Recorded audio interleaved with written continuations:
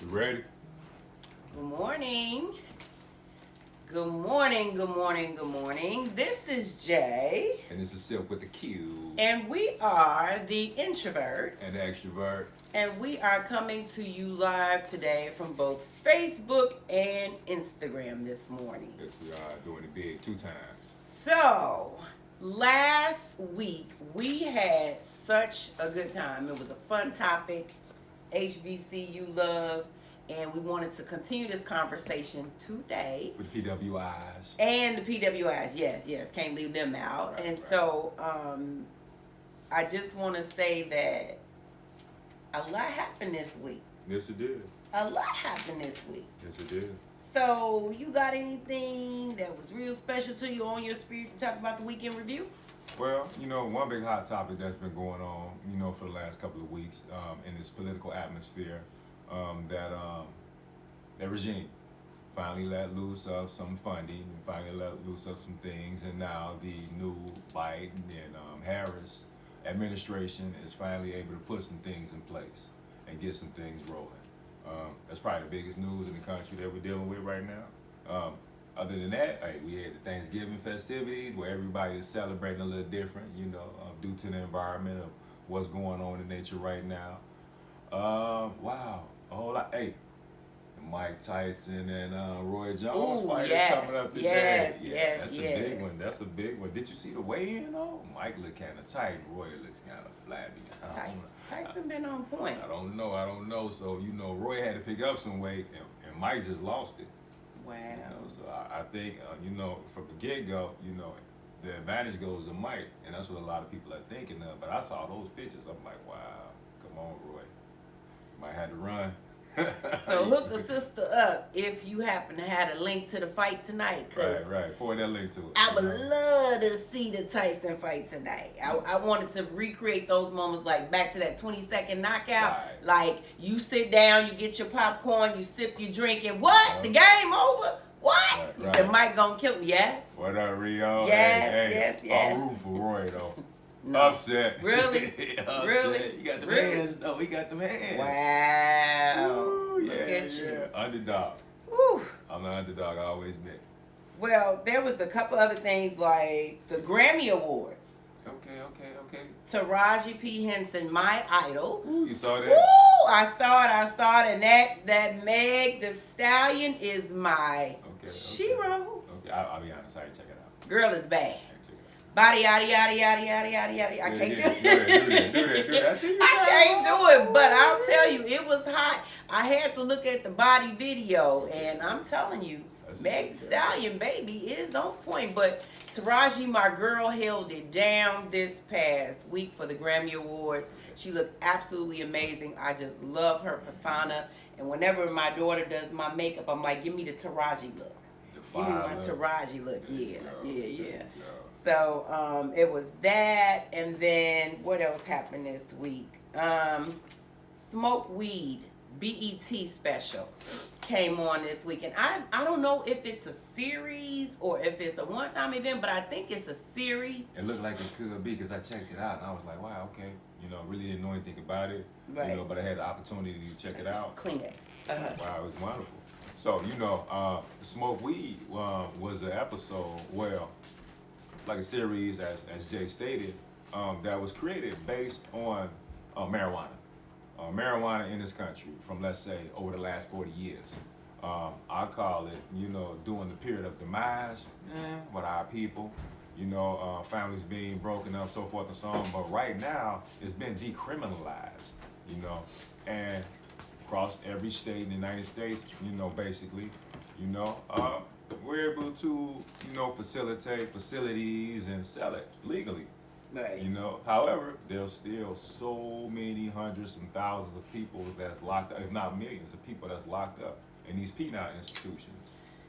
And I have to say, as one of the advocates for individuals who have been formerly incarcerated, or what we call returning citizens, to watch that episode, and as SilQ said in conversation about this episode, he was like, the hypocrisy of America is like real blatant in this. Most definitely. Like, when it comes to money and dollars, all the senators, congressmen, they're like, oh, no, it's fine now. But we still have people locked up. At the end of the day, it's all about that dollar. It's about that dollar.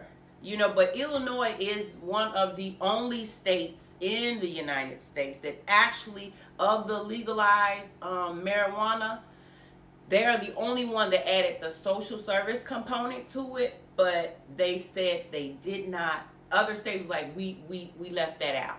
So we should have. They want to follow the model of Illinois because Illinois is like a leader and innovative in raking in the money. Okay. But Illinois actually said, we're going to get this right and we're going to put the money back into the community. Oh, that's what you meant by that. Yeah. So they've set up programs to more or less. Millions of dollars. Okay. All right. Millions of dollars. I think they made like 102. I think it was like 102 million when Illinois went decriminalized marijuana in January. I mean, the numbers are staggering month to month. And so 10% of that goes to social services. And so that's how I was able to apply for a grant with some of that cannabis money, right? Okay. They still haven't made the decisions on that yet. But I was like, let me be a part of this. Not that I'm going to run a dispensary. Okay, why not? But I don't want to be bothered with that right now. Okay. It's a lot going on with that. And I'm not a heavy hitter at the table. It's pros and cons. It's pros and cons. But like the fact that it's all cash business, I couldn't imagine all the takes and hits on the spot and people scoping you out trying to figure out how to rob you. Most definitely. You know, I can imagine it's a dangerous business to be in. That's one of the cons. Yeah. So it was so if you haven't seen it, look for BET Smoke Weed. You'll hear from Kamala. You'll hear from Cory Booker, Freeway Rick Ross. And this one story, one story about the veteran couple. Yeah, I believe Nas is a moderator. Nas is moderating. Yeah. Right. Great documentary. So if you haven't seen it, Smoke Weed, BET. I'm not telling you to smoke weed. I'm not telling you to smoke weed. That's the name of the show. That's the name of it. You know, Smoke but weed. if you do what you do. Because the government has found a way to profit. Yeah, absolutely. And they were like, and it was one bottom line dollar. Political figure. She was like, we need to come to terms with the fact that you can't control, or how did she say it? She basically said something like talking about prohibition and alcohol and what that looked like, right?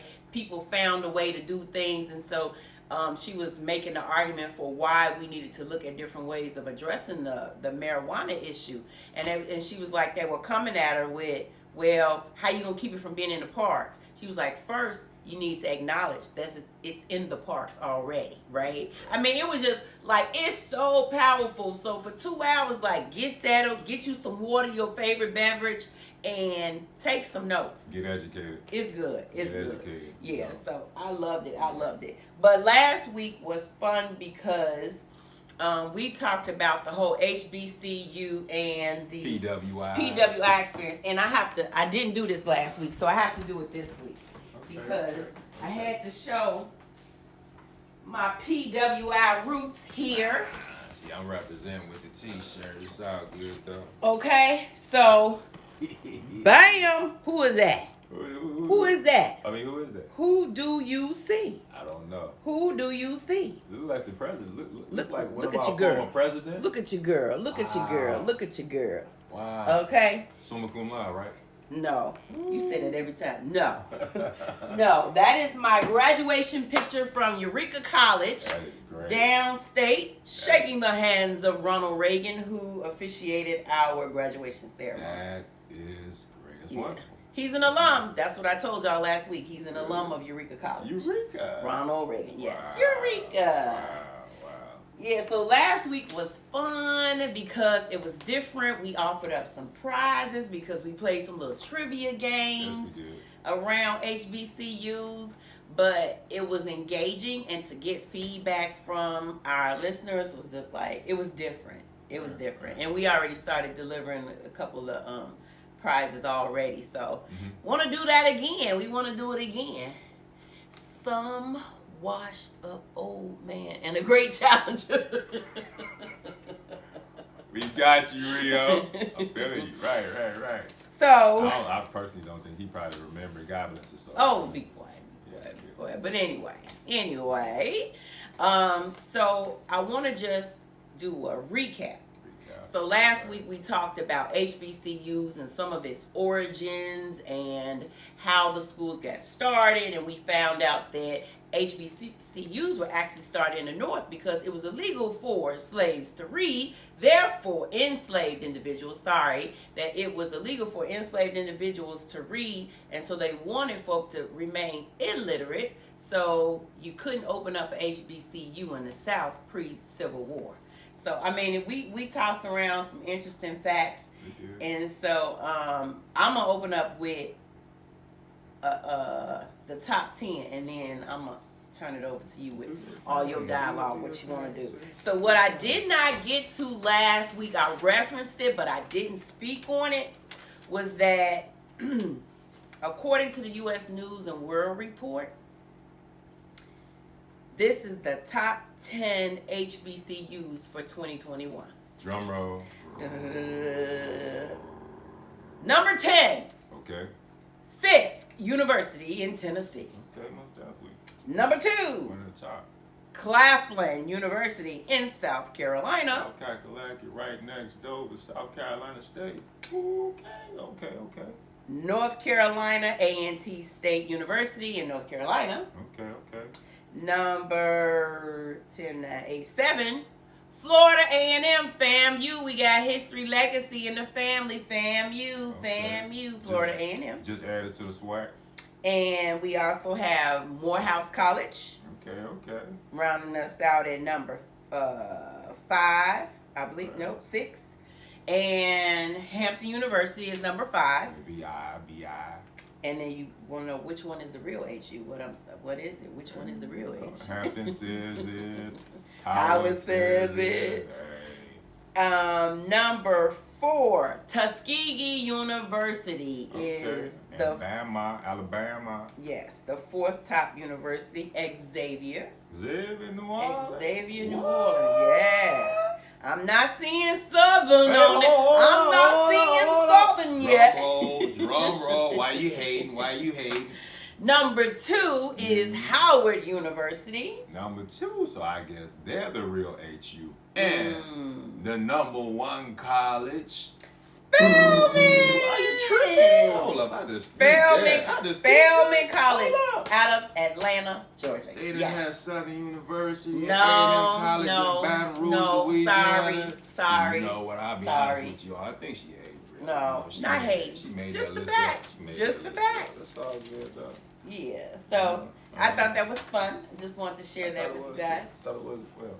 So what's on your spirit about HBCU? This is your jam. You got excited. Really? Yeah. Well, last week we went back and forth. We did a comparison and a contrast.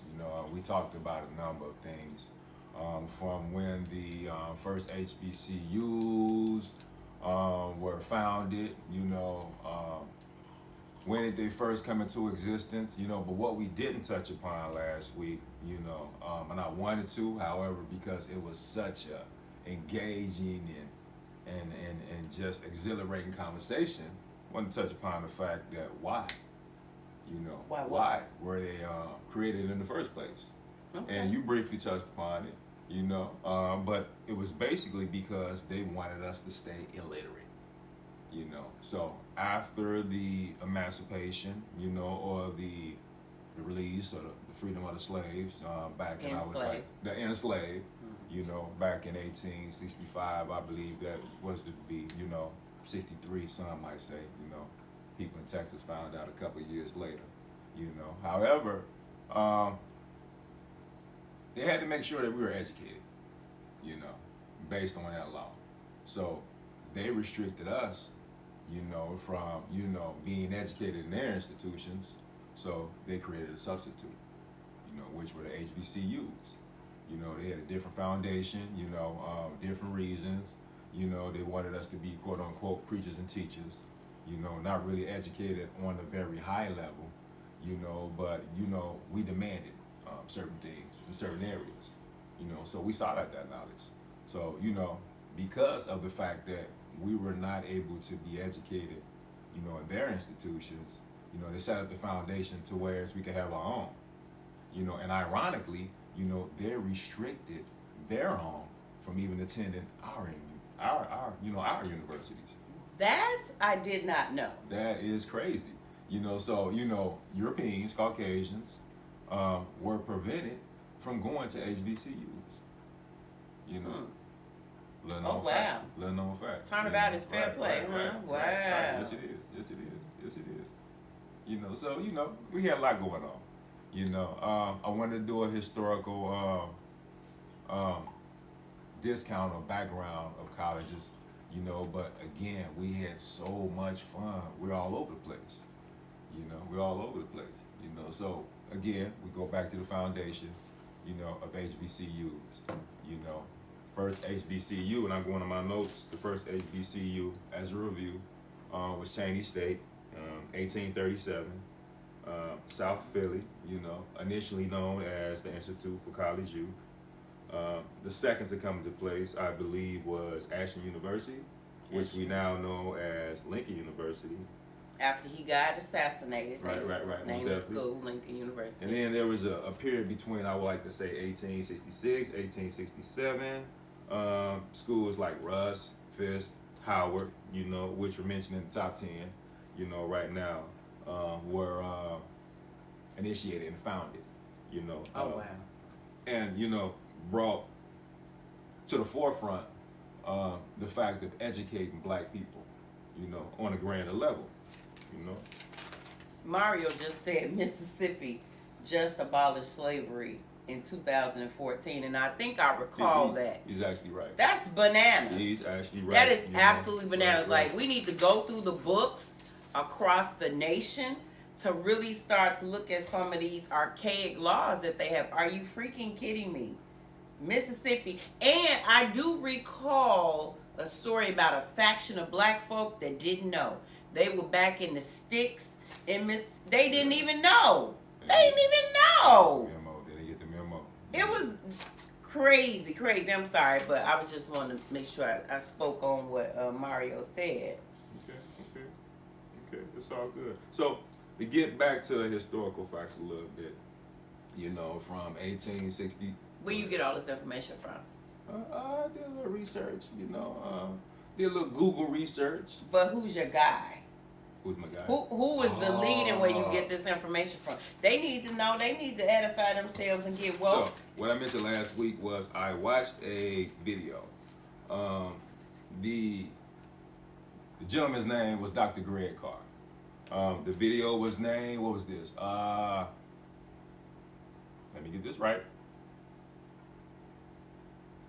HBCUs versus PWIs. No, that was our title. That was our title. Don't worry about that. If you look up Dr. Greg Carr and Monica Thomas, right. Google that on YouTube, you will find an hour and a half video. I sure will.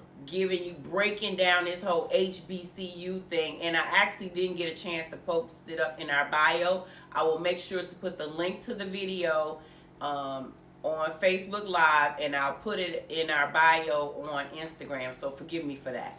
And I apologize for not having the exact title of it, but the only thing you have to do is, you know, Google up, you know, conversations of HBCUs with Dr. Greg Carr and Monica Thomas, you know, and it should come up. Okay. It should come up. You know, but, you know, getting back to the history, between 1866 and 1867, a lot of the institutions were founded, you know, in different areas in different parts of the state. And as Jay touched upon, the first HBCUs were created in the North, you know, Philadelphia to be specific. You know, after a while, they branched off, they opened up, you know, and it started to be created in the South, which were the Fisk, you know, the Russ, you know, the Howard University, which is actually in the North, but considered to be in the South. You know, we started to grow. We started to grow at tremendous levels. You got ownership. No, well, you know, we have to recognize and embrace our own. You know, these institutions of higher education and knowledge. I'm hating. Our HBCUs, historically black colleges and universities. you know, they started to, you know, progress on a level, on a whole different level. You know, the Southern University and A&M College, you know, was founded in 1880. You know, originally started in New Orleans, in Baton Rouge, Louisiana, you know, in 1879, you know, and branched off into a couple of systems. You know, we're located in Shreveport, Louisiana, New Orleans, and the home college, the home base, the larger campus is in Baton Rouge, Louisiana, which, you know, migrated from New Orleans, you know, to Baton Rouge in 1914, as I stated previously. So is it true that Shaquille O'Neal attended Southern? Yeah, he attended Southern via a cross-registration program. You know, he actually played basketball for Louisiana State University, but he spent a lot of time on the yard. And what about David Banner and his political aspirations back in school? So I attended Southern University during the period of time that, quote unquote, David Banner, as we know him, you know, David Banner the rapper, David Banner the activist, you know, David Banner the proficient speaker, attended Southern University, you know, and he actually, during that period of time, was a Student Government Association president. Okay. You know, so he's another famous alumni of Southern University and beyond. How did he run his platform? I thought was interesting. Well, he ran his platform based on what we call the average student. Okay. You know, we look at, you know, running for a political office, you know, in certain ways. You know, you have to carry yourself, you know, in this way or maybe not the other way. So we ran it on the average student, like the average college student. Okay. You know, the way we get up, you know, the way we dress, the way we look. You know, so we ran it on the platform. Everybody else would come up in suits and ties, you know, dressed to impress. You know, we just put on a book bag, t-shirts, you know, look casual and clean, you know, but he ran it on that premise of like, hey, you know, we want to reach out, you know, and express ourselves in this way, unlike it's quote unquote historically believed that we should, you know, based on that platform. The needs of the people, Right, just needs of the average people. Joes, Right, and just James. average Joes and average Jays, you know, and it was a landslide. You know, a lot of people were impressed, you know, with his platform, you know, very articulate, smart brother. Very articulate and star, you know, and as you see, he's very successful right now. Yeah, he's You an know. expensive speaker to book. Right. He's exceeded tremendously on so many levels, you know. So hey, That's one. I mean, so like what? Can I get some of that energy with all them celebrities you've been going to school with? Can I get some of that energy? you know, we all run across people, you know, in different spaces, in different areas, you know. As I mentioned, you know, maybe some of the celebrities I mentioned in conversation, you know, during that administration of the Student Government Association, I met some people like, you know, the Evander Holyfields. There was Ahmad Rashad, you know, I had the opportunity to meet him, you know, early on in that administration, you know, not only was he representing Southern as the Student Government Association president, you know, he also was seeking a record deal. Oh. You know, so, you know, I was privy to meet, you know, early on, you know, the members from Goody Mob. Oh, wow. You know, yeah. Let me rub up against some of this. You know, What you say? You know, met some members from Outkast, you know, Big Boy and Dre. You know, so I was blessed with that Open opportunity. up for somebody. Yeah. Who you open up for? Well, you know, we came down with the Southern, you know, DMX came down there, you know, so I had the opportunity, you know, speak a voice and come on, you know, sounding kind of gravelly, you know, so I'm like, are y'all ready? You know, so I opened up for, you know, X, you know, briefly, he came out and did his thing. He got a story too. Yes, he do. He got a powerful story. It's a powerful story, you know, from the beginning to now, you know, and he truly was effective. You know. Tell him the story briefly. Just tell him what DMX went through from what you know. Well, from what I know, I saw a story recently, you know, which kind of documented DMX's beginning, you know, his rise, and at the period that he's at right now. Very talented young man, you know, at a young age, that was affected by a substance, which right now takes over his life. At 14 years old. At 14 years old, he was introduced to cocaine through the gateway drug, which we spoke upon earlier, marijuana. That's He had somebody what we close. call a marijuana stick, which was laced with cocaine. And his life was impacted at a very young age by somebody that he looked up to and trusted. As his mentor, As really his close mentor. to him. 14-year-old kid. This guy was in his early 30s, and gave this young man, this poison, that right now, he just can't get out of his system. It's just totally consuming him in his well-being. It set the trajectory And for that's sad. his troubled life. And that's sad because you see a great talent, that just can't get any further. Right. Because of the hold that the substance has on him. You go ahead. I'm just reading the comments. I'm just reading the comments. Okay. Powerful. Yeah, it was really powerful. I was just like, we entrust our kids to be around people to look for their best interests, and that's not always the case. And so sometimes we got to be mindful of the people who we're around and reaffirm some of those commitments. Like, we all in this together. We a village, Right. And I don't know what happened necessarily to create that situation, but I think our relationships with our children, and still talking about this whole drug issue, they don't necessarily consider marijuana to be a drug, but I'm more so talking about like responsibility and what comes with that. And for a family that, like myself, being a child of someone who abused substances, I know firsthand the devastating effects that it can have with a ripple effect for decades, right? Like, it don't go away. He's clean now, baby, but we done been on a journey. So it's been real interesting. And we see that in our communities right now. Mm-hmm. And we're gonna get back to the HBCU versus PWIs, but I just wanted to mention, the history of this country, just period, is based on the foundation of what I call deception. I call control. Very well. And there's certain groups of individuals, they just don't want to relinquish the stranglehold that they have. So they find a way at some point, at some time, to maybe I call drop an incentive. Drop an incentive to divide and conquer, other cultures, to make sure they stay on top. That's why, as Jay mentioned earlier, you have to go watch that documentary, on BET. What is it called again? Smoke weed, and it's some more to the title. I'm sorry.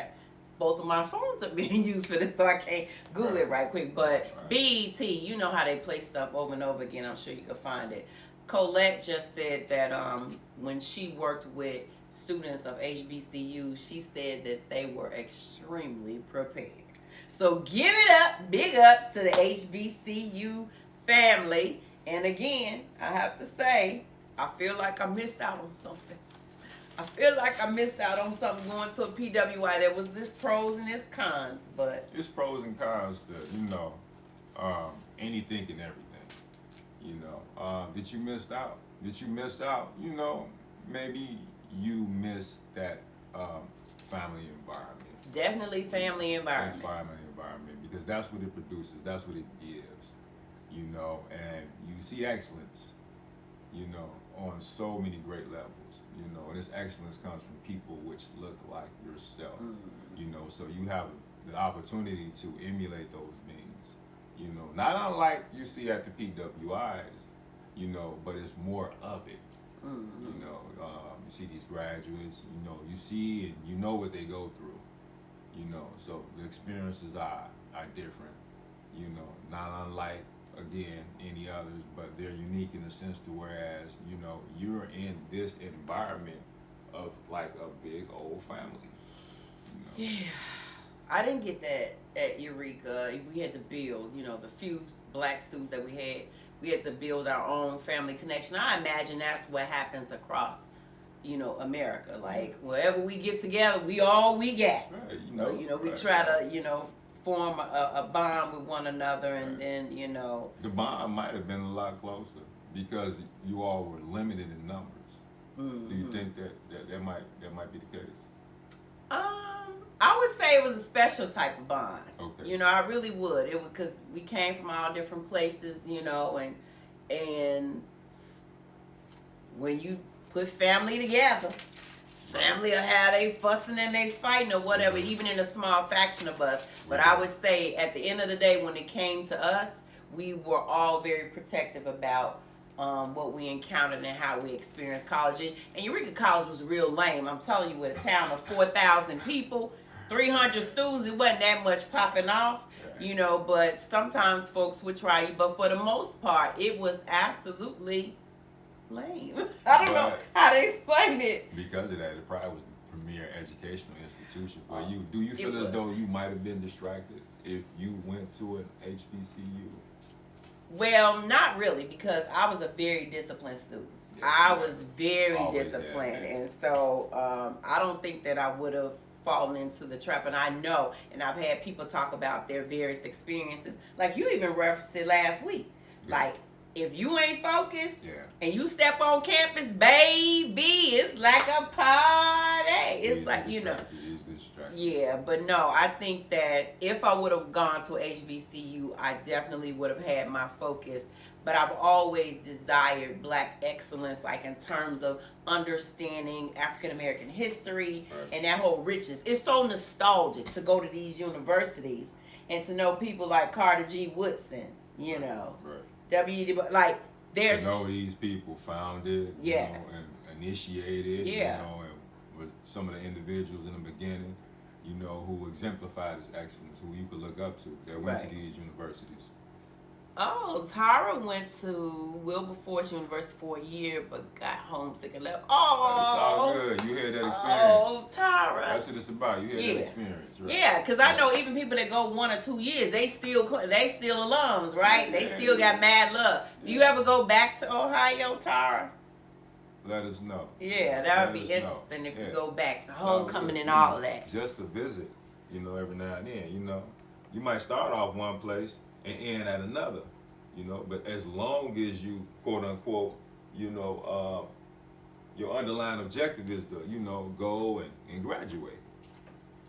You know, so that's great. That's great right there. That's great, you know. And I have actually, I have so many Black social workers has put me in a space of immersion of HBCU knowledge, and oftentimes when we have our national conference, you will find HBCU and PWI presentations. Like, this is a constant discussion and a struggle between delivering education in this fashion and being a recipient of education in a place that don't necessarily look familiar to you, you know, in your life. And so it's always a hot topic.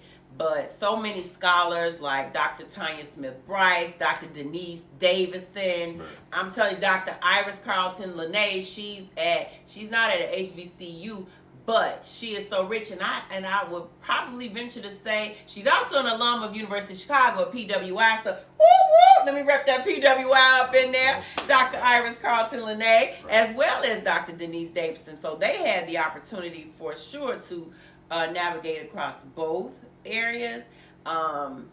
It's still not too late for me though, because I still want to get that doctorate degree or that MFA. I'm still undecided, but I may pop up and be repping. I don't know. I might be at that HBCU love when COVID-19 wails and does its thing and go on to the next thing, right? Even if at some point, sometime you have to pick up and relocate.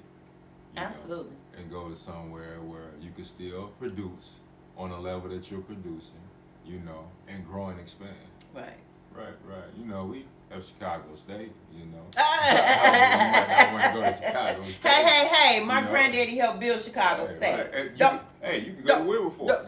Wilberforce in Ohio, right up the street. I don't go to Ohio. Okay, well, we can find out. We have 107 up. I'm going Hotlanta, okay, or I'm going to the East Coast. So it's like, those are my options. Hey, you have choices. Yeah. You have choices. Yeah. You know, so continue education, you know, establish that, you know, hey, go get that doctorate. Yeah. You could do it. You could do it. Yeah. Somehow my direct lineage is gonna happen.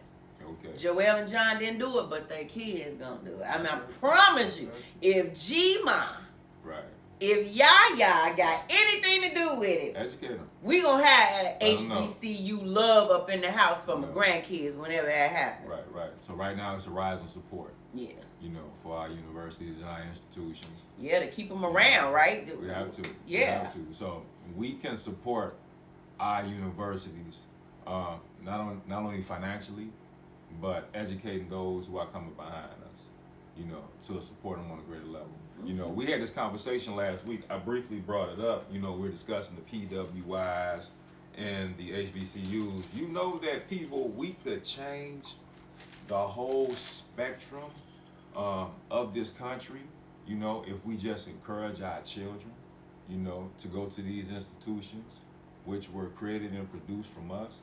If you look at the recruiting efforts, you know, that some of these PWIs have, you know, they seek our most talented, you know, and not only academically, but athletically. We could change the whole trajectory of how things are done. If some of our most quote unquote talented athletes, our children, the baseball players, the basketball players, the volleyball players, which they're becoming aware of, you know, but not in the numbers that we would like. Right. You know, we could change the way that the money is given out, you know, the programming, you know, we'll be on the top channels, like, you know, the major channels, the major local channels, instead of the small, like ESPN2, you know, that you have to look at, you know, to catch a HBCU game. You know, we could be the primary programming, you know, at some of these institutions. Like right now, we have a big name athlete who previously played in the NFL. Say that. And now he's the head coach of Jackson State University. Say his name. Say his name. Deion Primetime Sanders. And they call him Coach Prime. Okay, Coach Prime. Is Coach that what they call him? They call him Coach Prime. He said, "Call me Coach Prime." Wow. You know, so you know he's win. You know, and you know he's embraced that position. You know, he's brought attention to the HBCUs. He's brought more attention to the SWAC. You know, which Southern is a part of. So not only when you say SWAC, you keep going. The SWAC, Southwestern Athletic Conference. Okay. I apologize. Okay. The Southwestern Athletic Conference. Okay. You know, which consists of, let's say, Southern University and A&M College in Baton Rouge, Louisiana. We have Grambling. We have Jackson State. Like I say, we have Alabama State, and I'll be honest, I don't remember everybody. We have Texas Southern, but we have a number of prestigious, you know, universities. Right. You know, and he's just bringing more attention to it. You know, so there's gonna be a money draw. You know, a lot of the larger universities are probably gonna want to play some of these SWAC teams, you know, which are giving us an opportunity, you know, to build our piggy banks, you know, our athletic programs, you know. So what needs to change though? Like, so when we go to these PWI, like University of Chicago, they lay it out. Right. They lay it out. It's pomp and circumstance. When I tell you they put money, it becomes very attractive to be on that type of environment where we know that there hasn't been a lot of investment in our HBCU institutions. You know, they've been original, right, since the 1800s, right? And so when you walk on campus at University of Chicago and you see all this grandeur and this redesign and they throwing money at you, it makes it so much more attractive to step away from the HBCU experience, you know, for something like the classrooms are like high tech, right? Smart rooms, I'm like amazing. When I tell you they don't leave anything out.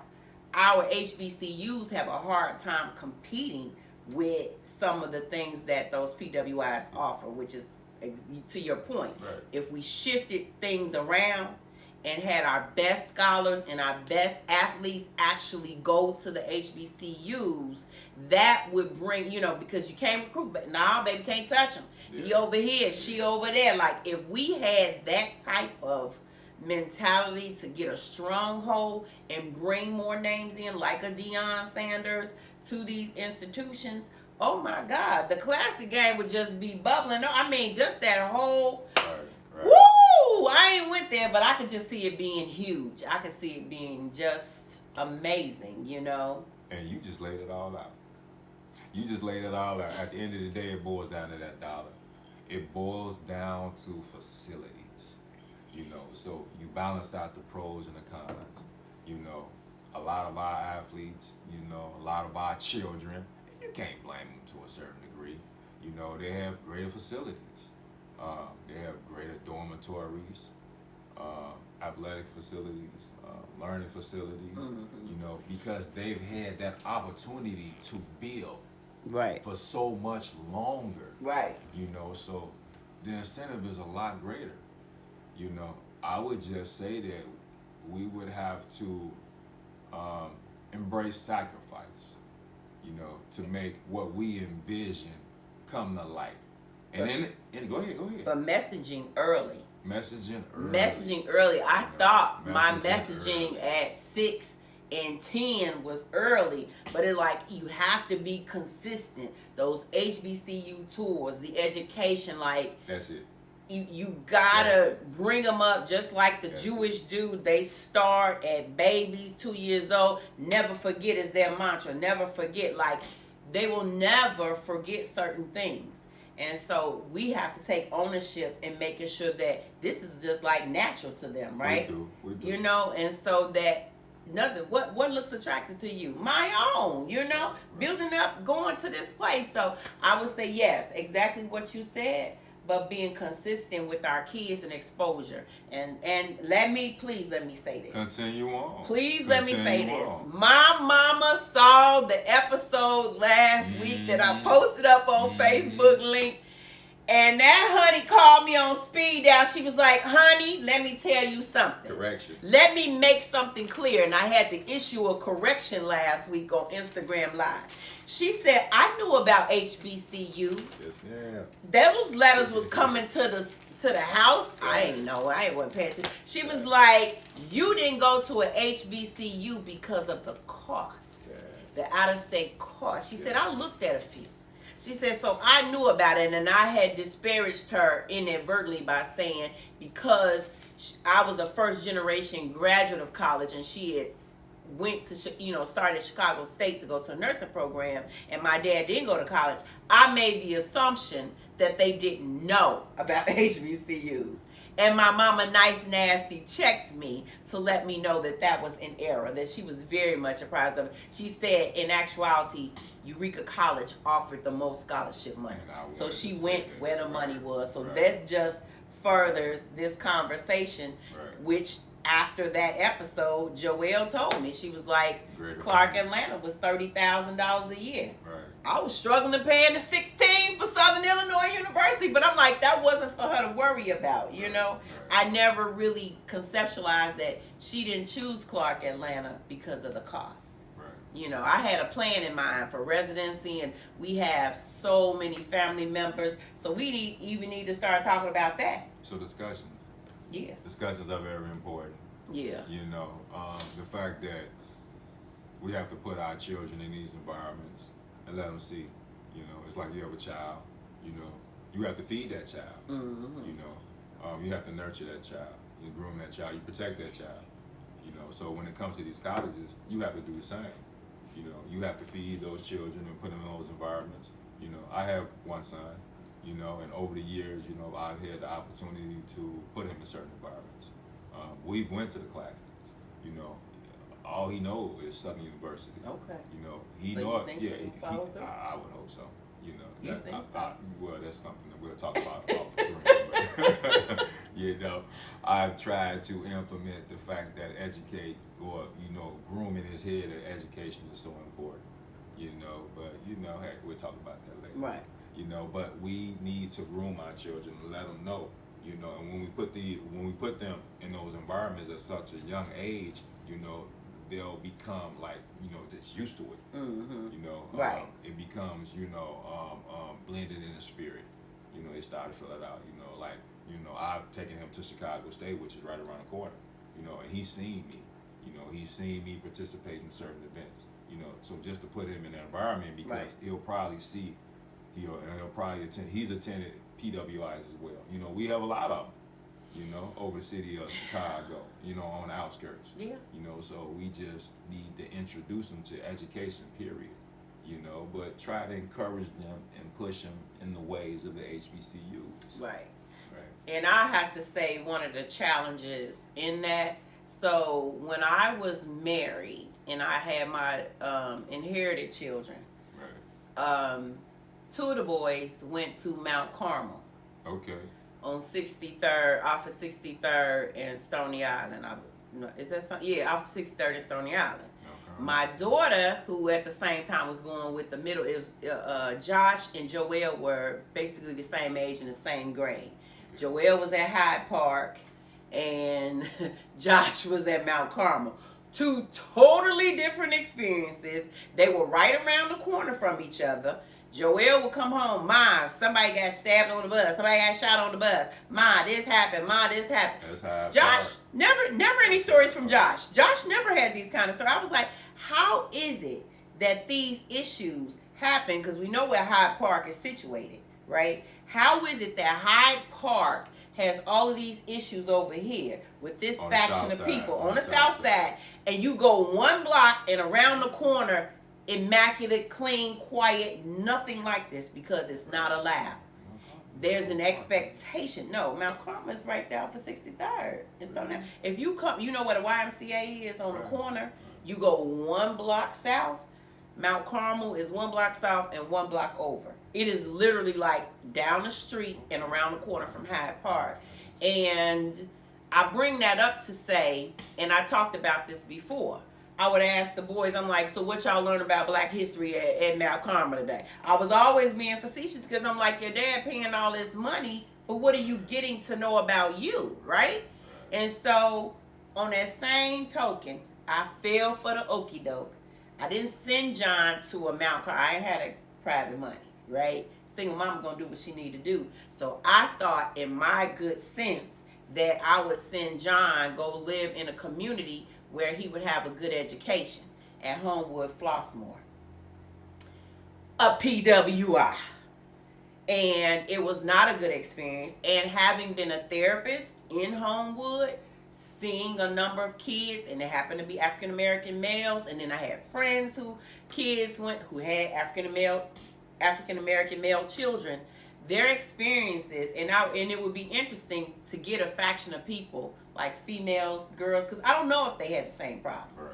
But I will tell you, sending my son to HF was like sending my baby to slaughter. That's what I feel like. Really? Yeah. Why do you feel like that? Because it was so much that was going on. And right after he graduated, we saw some of that stuff that came out with the Caucasian kids were doing videos mocking Black people. And I mean, they were just off the chain, which you'll probably get in a number of places.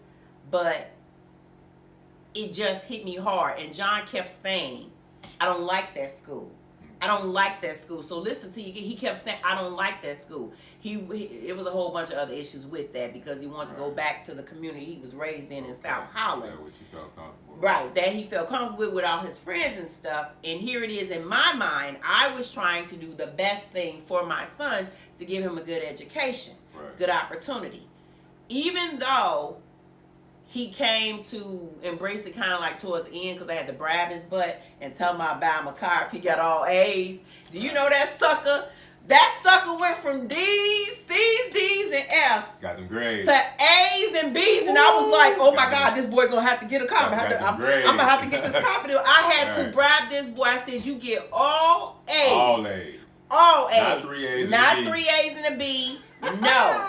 I had to bribe him, and do you know that sucker turned it around? He ended up getting on like the honor roll. I said, are you freaking kidding me? You wait till year 4. Incentive, you know, and that's getting off track, but I have to say, he had the potential to do it all the while. I saw it in him. Yeah. I knew he could have fared better, but he didn't want to be there. Yeah.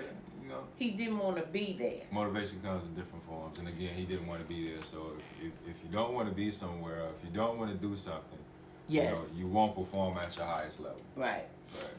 And Pam just said referencing back to Hyde Park. She know Hyde Park and Mount Carmel are literally just a few blocks away from each other, and it's a totally different world. I don't know what school I was thinking about. Maybe it's St. Rita. I don't know.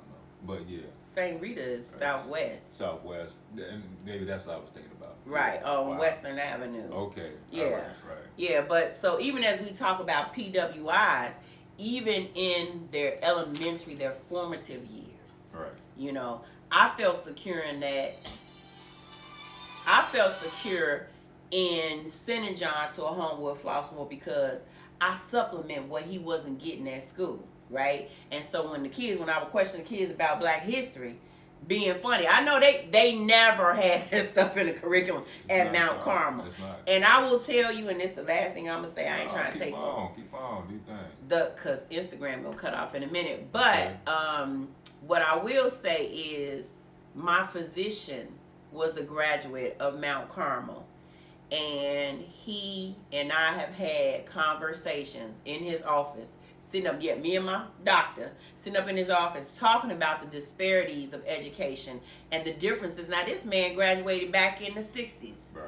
And he's talking about the same racial disparities in 2000 and why he was on a swim team and all this kind of stuff. And he talked about that joshing and that N-word stuff they would do, but it was friendly and he didn't take offense to it. But then as an adult, he sees the ramifications of that, or not checking or correcting people earlier on. He sees those things that were there in terms of what people really think about us. Right. And he says he stays active on the board because he wants to make a difference and bring Black folks in and all this and bring a presence that changes that whole sterilized environment that I was speaking about, because you don't send your kids to Mount Carmel to get Black history. They're not going to learn about themselves, right? So where will they learn from? I mean, where what were they learning? Yeah, what were they learning? Where does it start from? What do you mean, where does it start from? Where do you think it starts from? It starts from home. I don't get what you're saying. Our history should be taught from the home first. Right. We should educate our children. We should give them a head start on who they are and where they come from.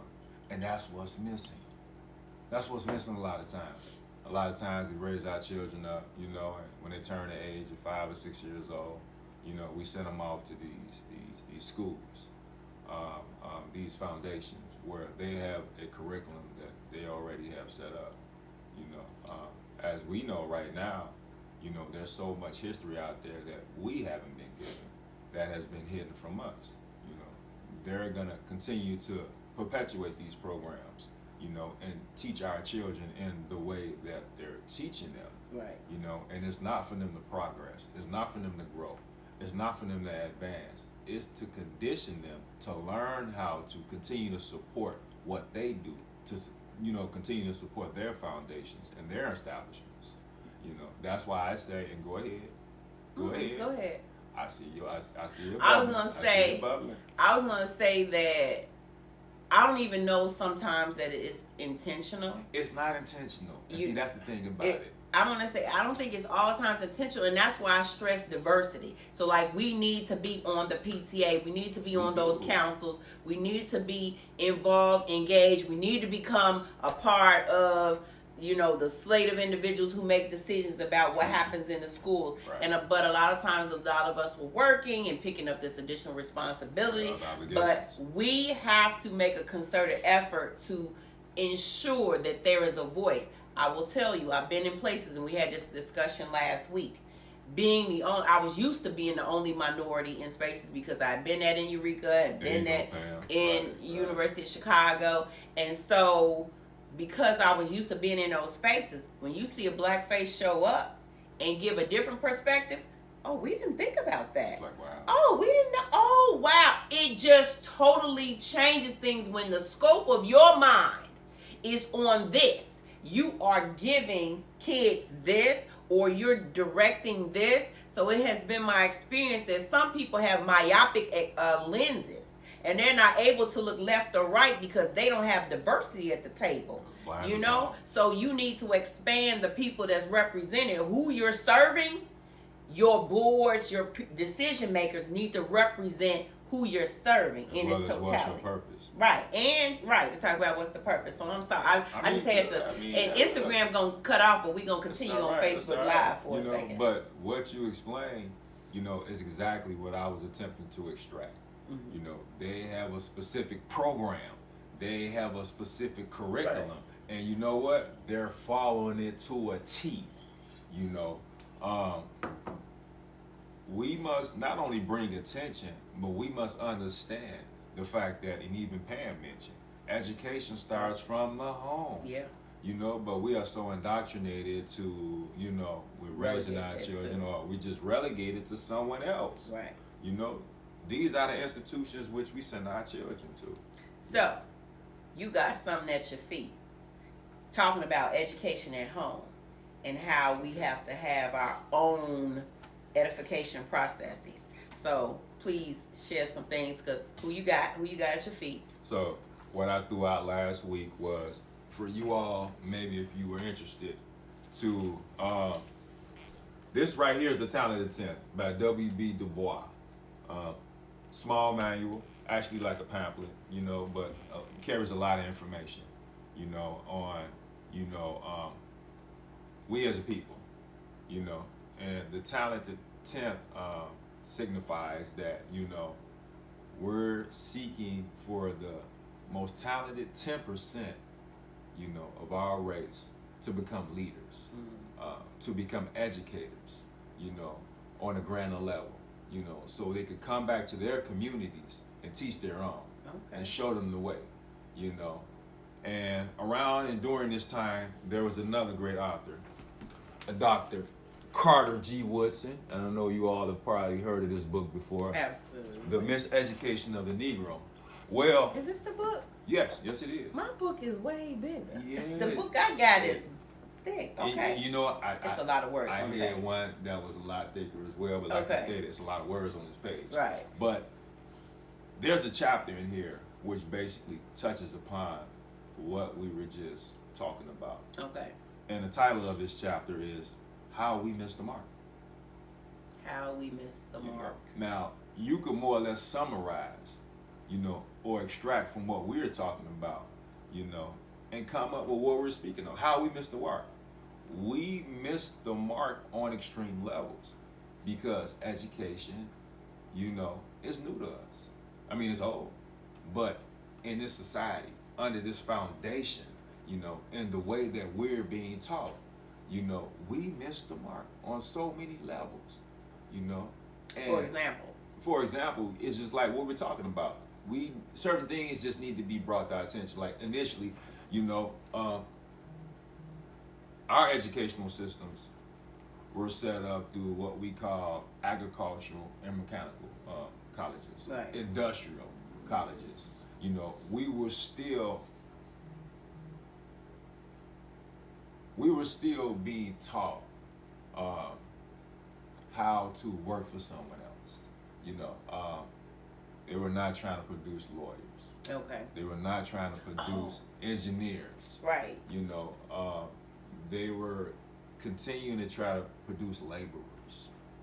Like, I didn't realize until we talked last week, like Howard University, you said was for pastors and who? Teachers and preachers. Teachers and preachers. I did not conceptualize that different HBCUs had specialties of what they wanted to turn out. That blew my mind. I was like, I did not know that. Right. So you had the A&Ms, which I attended, agricultural and mechanical. You had the A&Is, which what's A? Industrial. Oh, okay. And agricultural. And then there's was it? Is it a T? It was A&Is. There ain't no T in there. A&Ms. Well, you probably think about the tech. Well, it really wasn't technology, and I wrote it down. And I apologize. A&T, North Carolina A&T State. I don't know what the T stand for, but okay. Agriculture. The T. Agriculture, and I believe technical. Technical, okay. But it's not technical in the sense to where we think what we think of right now. Right. Dealing with technology. Right. But it was lower level positions based on labor. That's all they felt as though we were good for. Booker T. Washington was kind of pushing. There's a lot of controversy between Booker T. Get some. I think Booker T had a plan. Booker T. I mean, I'm not saying nothing about nothing. I just know that Booker T. Du Bois and Carter G. Woodson. I know that I think it was more of a beef, an adversarial relationship, and it's sad that two great leaders could not really meet in the middle. And have you seen those documentaries on Booker T? I have, and they're really competitive. But I do believe before they they left the face of this earth, that they realized that they should have worked a lot harder to come together, because quite honestly, it was all needed. If you look like right now, even during these times, you need plumbers. We need electricians. Yeah. You can't call an accountant, and your toilet is stopped up, and that brother that sister might not have that basic educational background to help you out. So you need these quote unquote lower level positions. Not lower level. I wouldn't call them. Not lower level. You need this special training. Right. That comes from these positions. Right. To complement us. And sometimes, and I appreciate, you corrected me.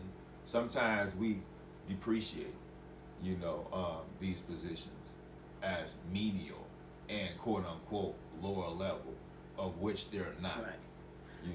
I know one of my former staff, her grandson is making $70,000 at 24 years old. He went into a trade school program. Ballin'. Went to a trade school program. I forgot what the trade was, but now he's getting ready to go back to school to pick up welding. I was like, are you kidding? Just got his apartment. I was like, are you kidding me? $70,000 at 24 years old. I was making $32,000 with 2 jobs with a BA degree. Right.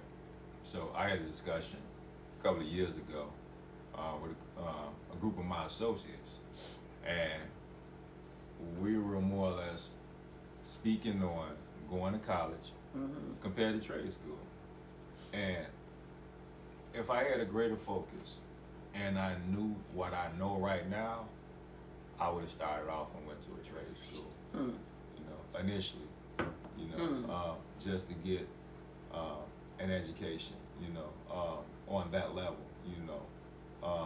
something that would have actually, given me the opportunity to work through school, to sit and go into an apprenticeship program for 2 years, and you making $60,000-$70,000 a year. That's good money. You can go to whatever college of your choice that you wanted to. That's right. And you can go to a part-time with a greater plan, and a greater focus. But I didn't have that guidance, I didn't have that leadership.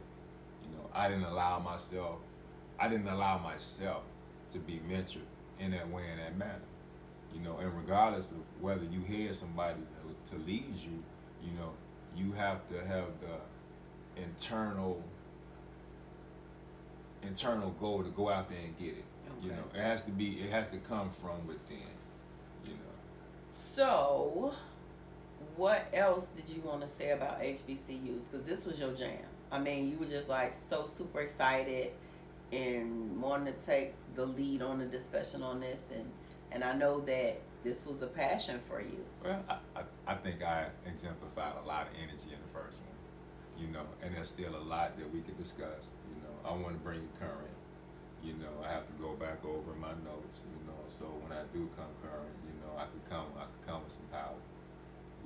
But with that being said, we continue this conversation. We'll bring it more or less to, where we stand right now, and the impact of education, on that level. Like I stated earlier, I wanted to get back into the fact that the PWIs and the HBCUs and why were they created initially up to this point, to whereas we could make this great change, and we could change the trajectory of how HBCUs are viewed. We could actually make a great impact on the funding policies as well. So do alumni boards get together?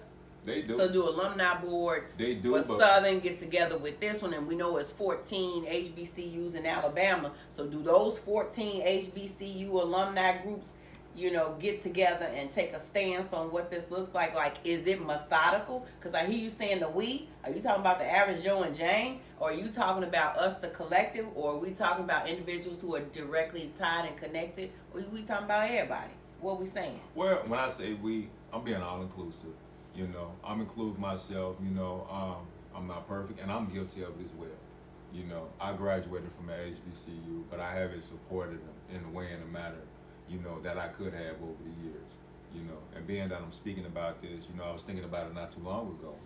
I'm going to start making greater contributions. Because when I did attend Southern University, there was periods in time where I needed additional funding. And I sought out, the Alumni Association, and they came through for me.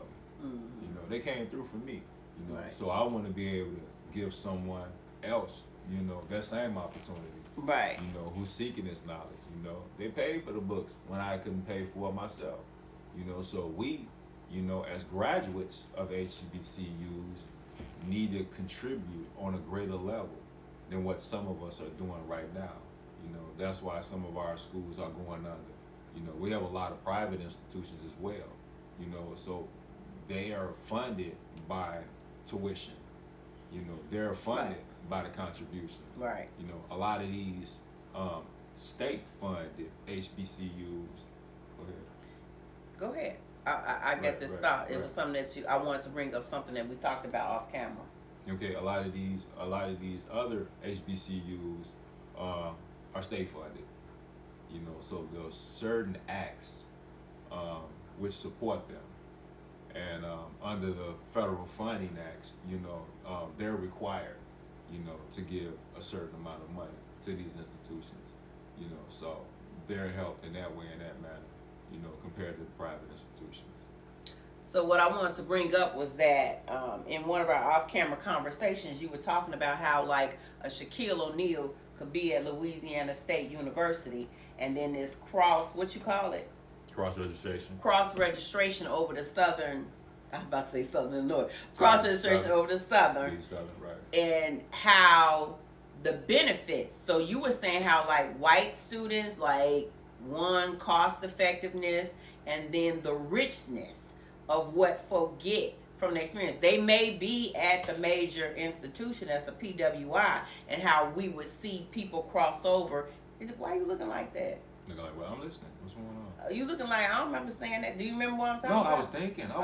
Continue on. Yeah, Okay. And so get my ideas together so I can respond. It just makes me think about how the benefits of it. Because I heard that MSWs, I don't even remember where I got this from, but in a recent conversation, it was stated that people will go like get in the human service field. White folks will go to a black HBCU. Oh, Dr. Carr. Dr. Carr said it. Yeah, for the social. That's okay. Look this. I'm gonna put the video link up. Dr. Carr broke it down and talked about how individuals from white institutions would go to a HBCU because they knew that they were going to work in the communities with individuals who are black, indigenous, or a person of color. And because they needed that, because you're not going to get it, so to speak, at this PWI here or this PWI there. That experience with working with them. Right. And so they said that they would intentionally go to these HBCUs and get MSW. I was like, what? It just blew my mind when he made that statement. So y'all gotta watch it. It's an hour and a half investment, but I trust it's good. It's called The History of HBCUs and Carter G. Woodson with Dr. Greg Carr. And I mentioned this last week. What's the lady name? The young lady's name who moderates the podcast is she goes by the name of Manika Thomas, and she's a social worker. She's a social worker. She's also a black social worker. Black social worker. Yeah. Right. So you'll hear reference to the organizations that the broader organization, the umbrella organization of NABSW, in that. So I thought that was so remarkable to think that, yeah, if you want a specialty training in a certain area, you're going to go to a HBCU Right. and get your degree right there in the thick of it with this rich, and that's what he honed on. That there's such a rich learning experience at a HBCU that you will see that other folks, because he was the one that talked about Right. the history of how white people couldn't go to the university. They're prohibited. Right, and what's another, but they do though. They do. What's the, it was a little fun fact around HBCU, which HBCU was actually started with white folk? Was it Howard? Howard initially, like most of those colleges, but Howard initially was started with not only a white administration, but predominantly white students, which was the sons and daughters of Confederate soldiers, back then, primarily. I was like, wow. Over the years, the population increased, and the fact that, black students were allowed to come into that institution, until up to this point, they're the overwhelming majority.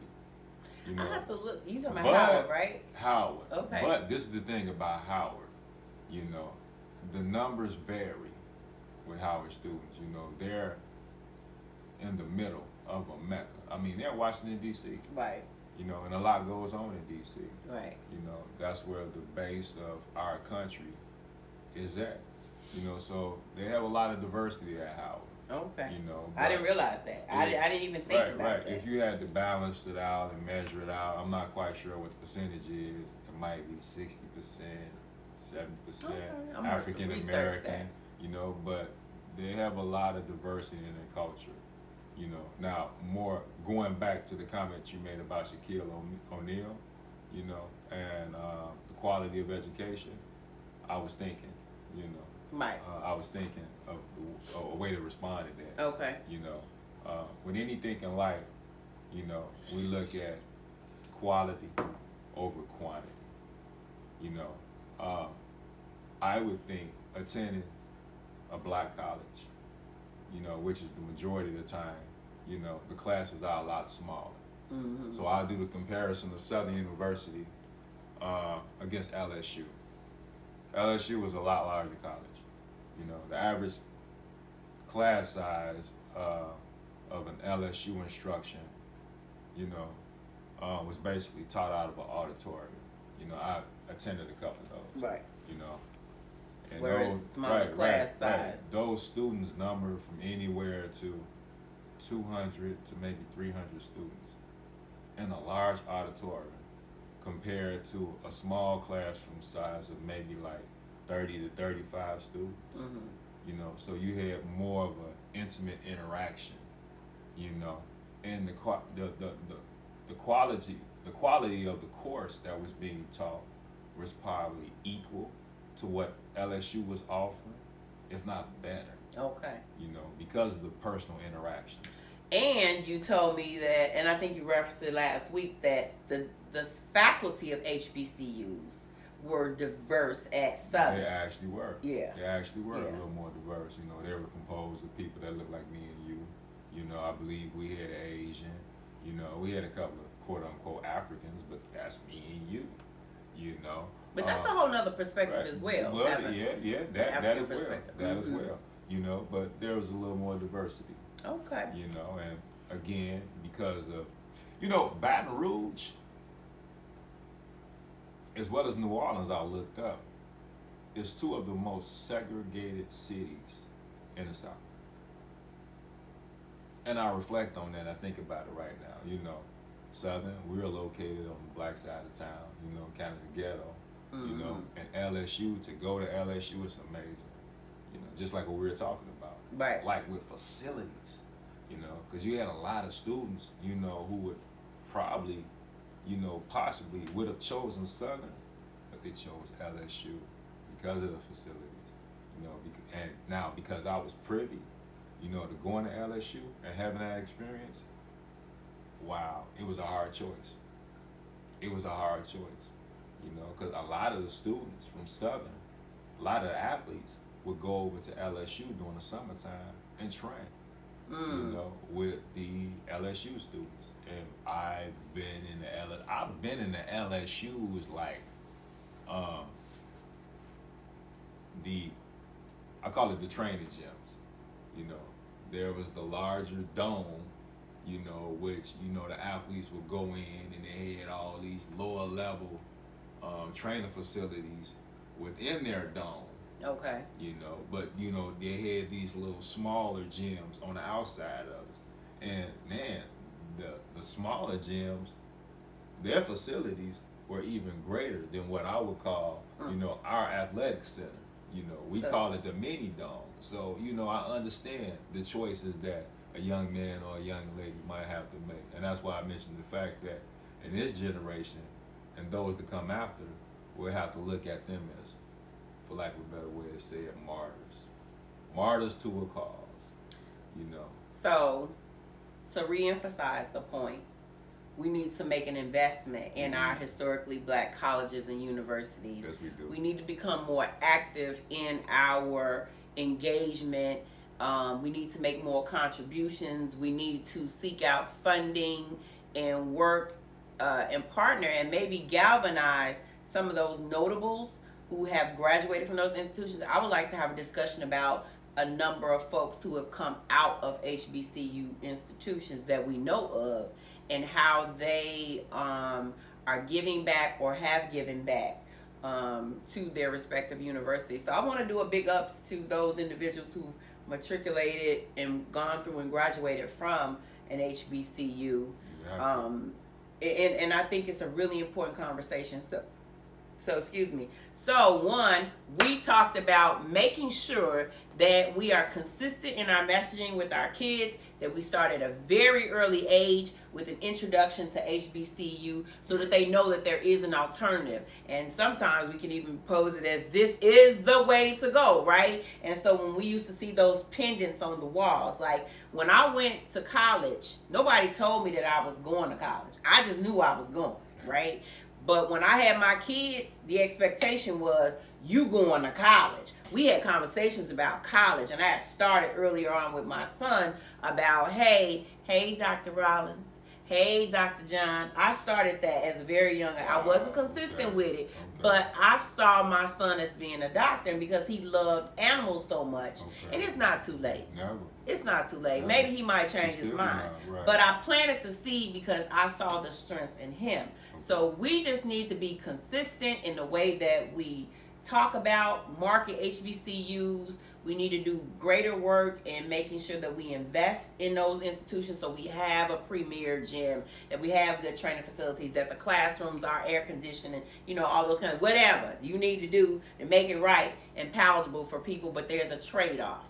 So I just want to say this has been an amazing conversation. As always.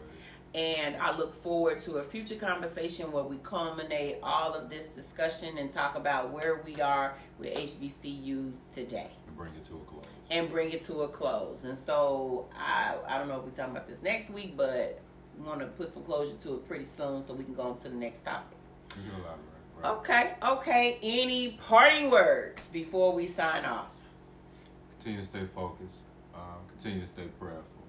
You know, take in whatever's being given to you, and allow it to work to your advantage. You know, whatever it may be. You know, we touched upon, I would say, a very informational subject. Thank you. And we must continue to press and push and enlighten and educate one another. You know, we can't do it by ourselves. We have to come together collectively.